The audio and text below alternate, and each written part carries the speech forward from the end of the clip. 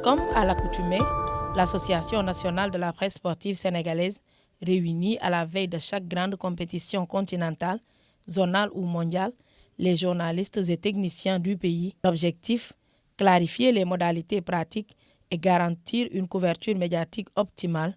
Lors de cette rencontre, le président Abdoulaye Thiam est revenu sur le processus d'accréditation pour la Coupe du Monde 2026 aux États-Unis, au Mexique et au Canada. Au total, 45 accréditations ont été attribuées à la presse sénégalaise, réparties selon des critères précis pour assurer une représentation équilibrée et efficace. Cette année-ci encore, la FIFA a accordé au Sénégal, à la presse sportive sénégalaise, 35 accréditations pour la presse écrite, je répète, presse écrite, 10 accréditations pour les photographes, ce qui fait un total de 45 codes. Nous travaillons en parfaite intelligence avec la Fédération sénégalaise de football, particulièrement mon ami Bakary Cissé, qui est le président de la commission communication.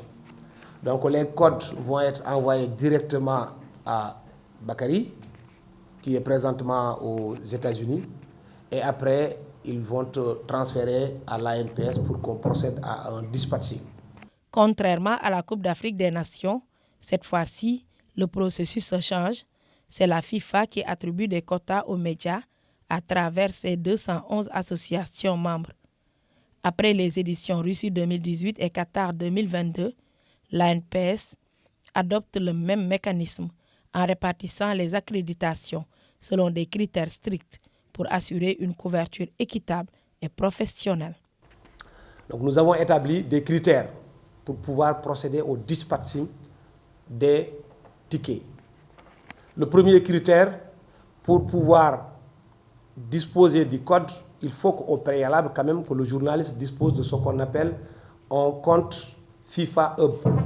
La deuxième chose, il faut que le patron de l'organe de presse écrive à l'ANPS une lettre en bonne et due forme pour dire qu'il va donc qu'il a désigné un tel journaliste pour venir couvrir la Coupe du Monde et qu'il va prendre en charge le journaliste du début jusqu'à la fin de la CAN. Le troisième critère, il faut aussi, parce que si on l'ouvre comme ça, certains journalistes peuvent prendre des codes sans pour autant qu'ils disposent des moyens de leurs ambitions. Il faut déposer une caution d'1 500 000. Nous donnons donc la possibilité aux patrons de presse qui ont désigné leur reporter jusqu'au 20 mars, pour qu'ils aient une marge jusqu'au 20 mars. Parce que la date butoir des accréditations s'arrête le 31 mars prochain. Le montant total, moi, je crois qu'il est de 4 millions, 5 millions 600 en termes d'hébergement et de restauration. Sans le transport, encore une fois, de Dakar à New York, sans les transports internes.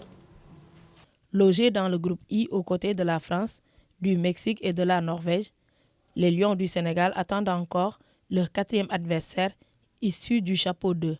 Les premiers matchs se joueront aux États-Unis. Après avoir rencontré la cellule communication de l'ambassade américaine, l'ANPS a clarifié les démarches liées aux demandes de visa pour les journalistes et techniciens afin d'assurer une couverture sereine de la compétition. Donc ce qu'il faut aujourd'hui, le premier sésame dont nous attendons d'abord, c'est que la FIFA puisse accréditer. Si vous avez obtenu votre accréditation, vous allez déposer et eux, ils vont nous aider à pouvoir obtenir le visa.